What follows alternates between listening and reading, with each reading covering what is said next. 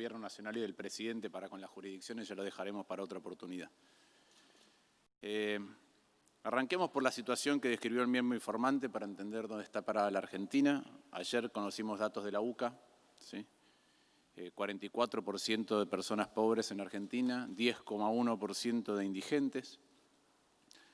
Nos acostumbramos, seguramente los datos de la UCA están adelantándose a los oficiales, pero nos acostumbramos a mirar los datos de la UCA de la época en que el INDEC no medía bien la inflación, entonces no medía bien la canasta básica y en un momento inclusive no medía la pobreza. Y efectivamente, el estudio de la UCA dice que si no hubiera IFE y no hubiera habido programa alimentar, hubiéramos tenido 20,2% de indigentes, es decir, de argentinos que no llegan a comer, y 50,9% de argentinos que solo pueden comer y no podrían otra cosa. Ahora, creo que nos debemos preguntar acerca de por qué estamos así. El PBI está en caída, ¿sí?, por problemas estructurales y por coyunturales, heredados algunos, autoinfligidos otros, y también, obviamente, por la pandemia. La verdad que cuando asumió este gobierno, antes de la pandemia, Argentina llevaba 12 años sin crecimiento del PBI por habitante. Tenía el PBI por habitante de 2006-2007 a final de 2019. Y uno puede decir, bueno, pero del 2003 hasta el 2006-2007 creció el ingreso por habitante. Sí, pero desde 2003 hasta el 2005 solo rebotamos. Es decir, llegamos al nivel de ingreso por habitante que teníamos en octubre del año 98, en octubre del año 2005. ¿Por qué digo esto? Porque desde el año 98 hasta el año 2019, es decir, en 21 años, el ingreso por habitante de la Argentina creció 0,5% anual. Eso es casi la quinta parte de lo que creció el resto del mundo. Insisto, en un poquito más de 2 décadas, el ingreso por habitante de la Argentina creció la quinta parte que el resto del planeta. Y entonces nos debemos preguntar un poquito acerca de por qué esto viene ocurriendo desde hace tanto, ¿no? Sin contar, como dije varias veces, que a fin de este año vamos a tener, ya sí por producto de la pandemia montada sobre esto, el ingreso por habitante del año 73, pero peor distribuido. Y yo creo que es porque desalineamos mucho el tipo de cambio que impone el Estado al tener déficit y atrasa el dólar de la productividad del Estado. ¿Por qué? Porque el Estado tiene que hacer no una cosa, sino muchas cosas. Tiene que brindar bienes y servicios varios a los ciudadanos. Esa es una faceta del Estado, pero la otra es que es un costo de producción. Los impuestos son un costo para aquel que produce. Y entonces cuando se pierde la competencia, la calidad en cómo brindar mejoras sociales, tenemos un Estado que es antiigualdad. Esa es la visión neoliberal del Estado, ¿sí? No se preocupa de esa dimensión. Pero cuando pierde la competencia mundial, global, de cómo brindar aquellas cosas que tiene que brindar de la mejor manera posible, lo que genera es un sesgo anticompetitivo, porque las empresas tienen que exportar, un Estado que es más caro, pero es cada vez peor comparado con el resto de los Estados del mundo, con un dólar atrasado, lo cual hace que sea imposible. Y por eso que la Argentina no crece, salvo en periodos muy puntuales. Creció del 2003 en adelante, como dije antes, porque tenía un tipo de cambio hipercompetitivo, y creció del 91 al 94 porque varias cosas de la productividad del Estado, a pesar de la forma en que se hizo y a pesar de ciertos problemas, y acá hay senadores que han defendido eso en su momento, hubo una mejora de algunas partes de la productividad del Estado. Entonces nosotros tenemos que ver cómo hacemos eso, cómo tenemos un mejor Estado. Y esa es la discusión que nos debemos que dar. Es un Estado que funcione bien, que le resuelva la vida a los argentinos, comenzando por las urgencias, sin ninguna duda, pero de manera sustentable para lograr crecimiento real. Necesitamos un Estado que sea riguroso en la administración y a la vez sensible, que es lo único que nos va a llevar a tener una sociedad moderna y de iguales, ni de iguales en la mediocridad, ni de iguales con el mismo PBI por habitante que hace casi 50 años, ni moderna para poquitos. Y la verdad que eso es lo único que nos va a poder garantizar tener cubiertas las necesidades de hoy, al mismo tiempo que generamos un Estado que le dé a todos la tranquilidad de que la siguiente generación va a estar mejor que la actual. La tranquilidad, la certeza, diría yo, que es algo que hace muchísimo tiempo que no pasa. Ahora, nosotros estamos en un dilema con esto. ¿Por qué? Porque tenemos una presión tributaria que es récord. Si ajustamos por la informalidad, es de las más altas del mundo. Tenemos un gasto público que es récord, solventado en parte con esa presión tributaria, pero no alcanza, entonces además o emitimos o generamos deuda. Y a pesar de esto tenemos pobreza récord, como mencionaba al principio, ¿no? Hoy a la mañana participé de un seminario de la Asociación Argentina de Presupuesto Público y Jorge Sarguini había participado antes y decía que estamos atrapados en el 50-50. Tenemos 50% de presión tributaria para el que está formalizado y 50% de pobreza. Ahí estamos trabados. Entonces, en esa circunstancia, la verdad que con más Estado, con más de este Estado, no vamos a salir de la pobreza. De hecho, no pasó. Hace décadas que no podemos perforar el piso del 25%. Y con esta presión tributaria y este tipo de sistema tributario, no vamos a generar puestos de trabajo en blanco formales para sacar a nuestros compatriotas de la pobreza. Entonces, voy a invitar primero una reflexión que tiene que ver con izquierdas, derechas, populismo, no populismo. La verdad que cuando uno quiere un Estado más grande, el compromiso con administrar bien el Estado más grande tiene que ser mayor. ¿Por qué? Porque si yo soy libertario y quiero un Estado chiquito, un Estado mínimo, el Estado policíaco de fines del siglo XIX, si es bueno o malo es irrelevante. Pero si el Estado es el 90% de la economía, es muy relevante que sea mejor que los Estados de otros países. Eso es lo que hacen los países nórdicos que nos gusta admirar. Tienen Estados grandes, pero Estados buenos, ¿sí? Y lamentablemente la pandemia reveló el estado de nuestro Estado. Creo que hizo más evidente que nunca, ¿no?, la tarea que tenemos por delante, que nos debemos y que no hicimos. Pasa en la economía. Cuando llega la pandemia, tenemos déficit, estamos en default, y el único instrumento que tenemos para poder brindarle a los ciudadanos aquellas cosas que necesitan en el medio de la pandemia es la emisión. Pero por el pasado nuestro, la emisión tiene un límite porque genera problemas. Entonces ahí vemos los límites. Lo mismo pasa con la parte sanitaria. No tuvimos capacidad inmediata de tener test disponibles. No teníamos el mecanismo de seguimiento de qué hacían los contagios, no teníamos una administración de los datos públicos que nos permitiera a todos participar, a matemáticos, estadísticos, virólogos, para intentar entender qué estaba pasando. Y no lo estoy adjudicando al gobierno, estoy hablando del Estado a través del tiempo, que se entienda, por favor. Y creo que lo mismo pasa con la educación, ¿no? No tuvimos manera de distribuir contenido de otra manera, no habíamos priorizado contenidos. El sistema que debería deshacer las desigualdades perpetúa las desigualdades por las desigualdades internas que tiene. Entonces, como decía, esto hizo evidente la tarea que tenemos por delante. Y creo que lo que tenemos que reconstruir entre todos es una épica de cómo recuperar el Estado. Un Estado que tenga como foco el bienestar general y que no esté apropiado, cooptado. ¿Qué es apropiado, cooptado? Bueno, a veces se lo coopta la corrupción, se lo apropia la corrupción. El corrupto se lleva una parte del Estado a su casa.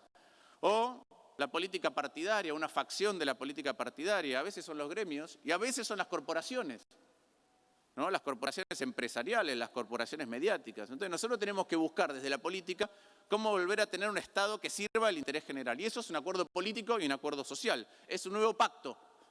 La expresidenta, actual vicepresidenta, cuando presentó su libro habló de un nuevo contrato social, un nuevo contrato entre todos. Es decir, la necesidad de redefinir un rumbo colectivo y un compromiso de cada uno de los sectores, hasta un compromiso individual, diría, con ese rumbo. En algún momento en la Argentina lo hicimos, ¿no? En el 83 lo hicimos con la democracia. La famosa frase de Alfonsín, ¿no? Con la democracia se come, se cura y se educa. Lo que Alfonsín quiso decir, entiendo, es que si no existe democracia no se puede ni siquiera reclamar que eso no llega. Ahora no basta con la democracia. Creo que la épica nueva es tomar el Estado entre todos y así como abrazamos la democracia como modo de vivir entre nosotros y de nunca más perderla, hacer colectivamente un Estado con el que se cure, con el que se eduque, con el que se coma, pero también con el que se pueda tener acceso a la vivienda, al crédito, a la seguridad, a la justicia. Un Estado con el que se pueda progresar y con el que se sueñe con un futuro mejor en lugar de cada día estar preocupado por cómo llegamos a casa y cómo llegamos a fin de mes. Y eso es posible. Si uno mira, por ejemplo, en lugar de la magra performance económica que tuvimos, si creciéramos 25 años al 4%, duplicaríamos el ingreso por habitante en un cuarto de siglo. Hoy, ¿saben cuánto tardamos con el desempeño de los últimos 20 años? 138 años en duplicar el ingreso por habitante. Eso quiere decir que si duplicamos el ingreso por habitante manteniendo la misma presión tributaria, tendríamos el doble de recursos por cada argentino. Miren si podríamos construir otra cosa. Entonces, ese es el rumbo, me parece, que tenemos que abrazar, ese objetivo colectivo, que son acuerdos puntuales y generales y además compromisos de todas las partes para eso. Ahora, esa construcción requiere una invitación, requiere un compromiso colectivo, requiere un rumbo general, que es el que tiene que proveer la política y el Estado, ¿no? Felipe González suele decir que la política es el arte de administrar el espacio público compartido, y no hay mayor espacio público compartido que el Estado, ya lo decía el mismo informante. Pero no es con solidaridad, y menos con solidaridad forzada sin discutir dónde. ¿Qué dice la Real Academia Española que es la solidaridad? Dice que es la adhesión circunstancial a la causa de otro. Bueno, no queremos adhesión circunstancial, queremos un compromiso permanente, pero para eso el Estado tiene que convocar. Ahora, la solidaridad es un buen título para las cosas, ¿no? Ya tuvimos la ley de solidaridad social y reactivación productiva, ya tuvimos el impuesto para una Argentina inclusiva y solidaria, y ahora tenemos esto del aporte solidario. Y es difícil rebatir la solidaridad, es difícil discutir con la solidaridad, es un gran título. Pero cuando discutimos así no discutimos los matices, no discutimos los contenidos de los proyectos y si no hay soluciones mejores. Entonces repetimos el título de la solidaridad, pero yo no quiero depender de la adhesión circunstancial para resolver los problemas de la Argentina. De hecho, para eso está el Estado. Si hay algo que hizo el Estado de Bienestar, es hacer que no se dependa más de la solidaridad para garantizarle a los ciudadanos que tengan el pasar que deben tener. Es el Estado, no la solidaridad. Ahora, para eso hay que construir un buen Estado. Un buen Estado es un buen sistema tributario y es un nivel de gasto y una calidad del gasto adecuada. Entonces, en virtud de este enfoque, vamos a mirar un poquito la iniciativa. En primer lugar, esta iniciativa nació para atender las emergencias de la pandemia. Bueno, si es para atender las emergencias de la pandemia, llegamos tarde, ¿no? Ya se supone, ojalá sea muy pronto, vamos a empezar a vacunar. Y cuando empecemos a salir de la pandemia, de lo sanitario, y queden las consecuencias económicas y sociales de la pandemia, uno de los recursos más escasos que vamos a tener es el capital con ganas de invertir, de generar puestos de trabajo, de poner otra vez en funcionamiento las fábricas, cada una de las empresas, para darle potencia a la reactivación. Y lo que tenemos que hacer es convencerlo del futuro colectivo. Si convencemos al capital del futuro colectivo, tendremos otras circunstancias. Eso es Keynes puro, puro, puro. Para aquellos que les gusta citar a Keynes. Ahora vamos a ver qué hace con lo que recauda este proyecto. El 25%, es decir, la porción más grande, tiene que ver con proyectos gasíferos, hidrocarburíferos. No sé bien qué tiene que ver con la pandemia, pero como mínimo tiene 2 o 3 problemas. Primero, cuando uno calcula el monto, da como para producir 62 pozos. Está mermando la producción en la Argentina. Y EASA, que es la que decimos que se va a asociar con YPF, nunca produjo. Nunca produjo. Pero además de eso, vamos a incentivar a través de fondos públicos a YPF, beneficiándolo con respecto a sus competidores.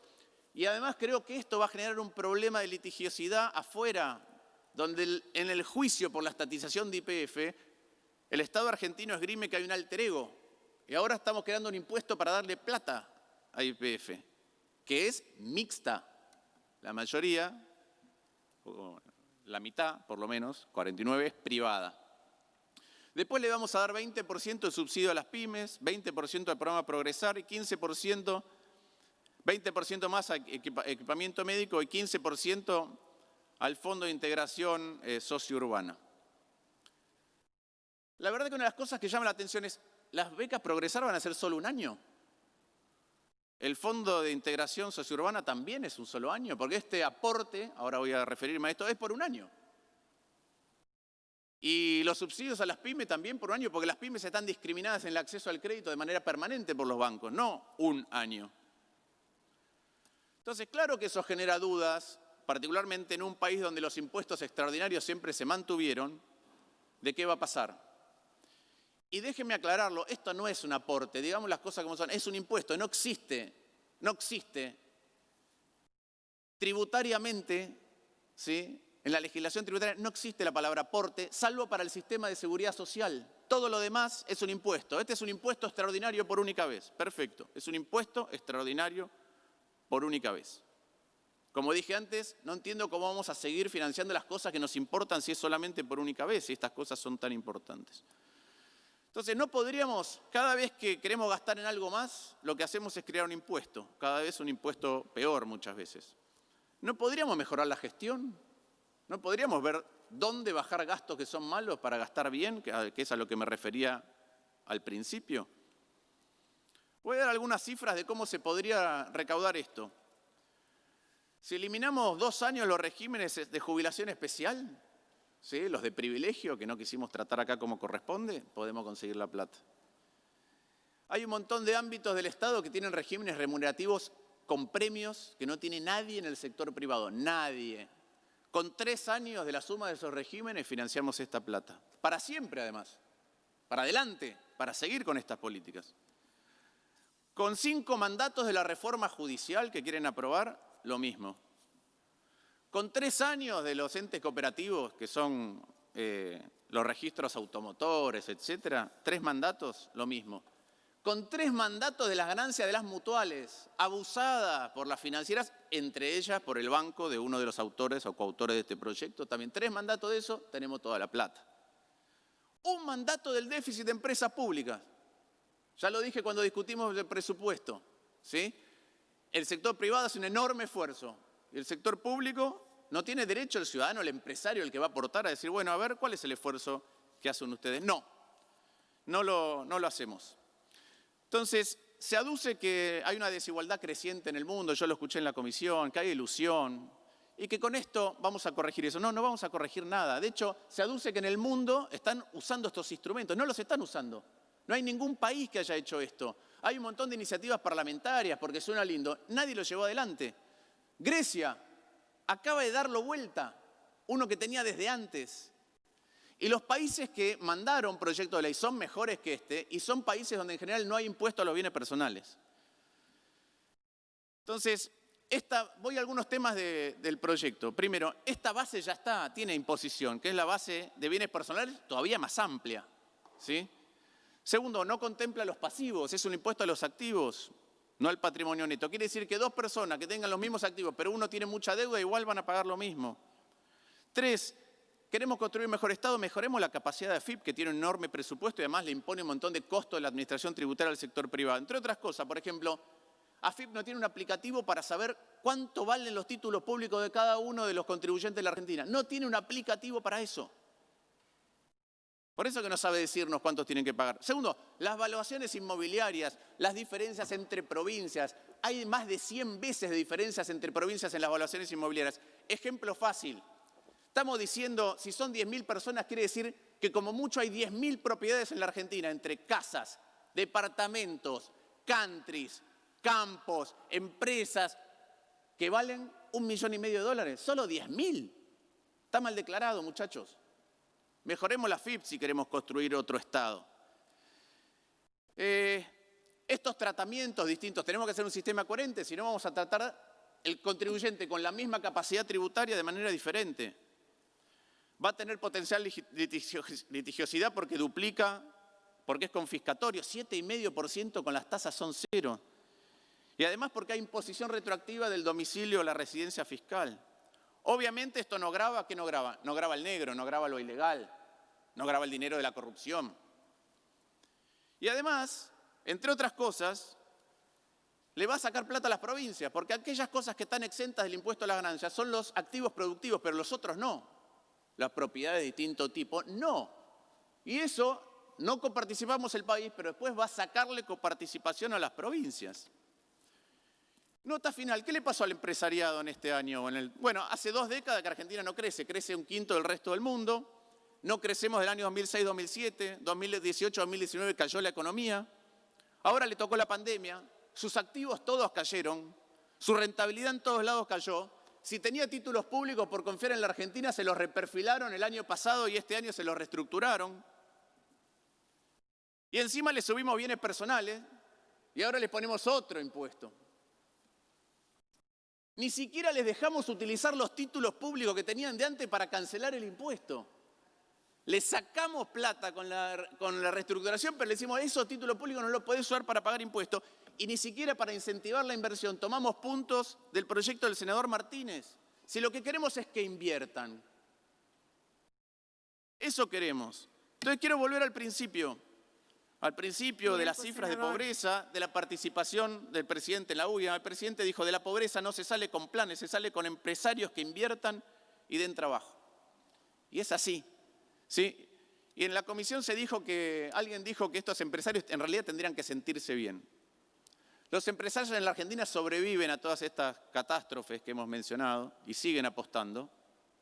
Los pymes se pueden dar el lujo de tener la misma noción del largo plazo que una gacela en la sabana africana, ¿no? Que no los coma el león en los próximos 30 minutos. Todos van a hacer un esfuerzo y creo que si los convocáramos con un rumbo colectivo, estarían realmente contentos de hacer ese esfuerzo. Ahora tenemos que construir ese rumbo colectivo. Sí, tenemos que construir ese rumbo colectivo. Tenemos que construir un rumbo donde los seduzcamos, cuando vengan, que vengan más, que inviertan más, pero que confíen en el futuro de la Argentina. Cuando este proyecto nació, el presidente estaba criticando a Roca y elogiando a Moyano. Entonces voy a apelar a una última definición, que es un candidato que tuvo Canadá, el partido de Trudeau, hace mucho tiempo, al ser primer ministro y no le alcanzó, pero escribió un libro muy interesante que se llama Fuego y Cenizas. Y él dice que la política es el arte de ser mejores todos juntos. Y la verdad que yo creo que eso nos debemos. Tenemos que hacer un mayor esfuerzo, sí. Muchos tienen que hacer un mayor esfuerzo, muchos tenemos que hacer un mayor esfuerzo, pero básicamente tenemos que hacer un mejor esfuerzo.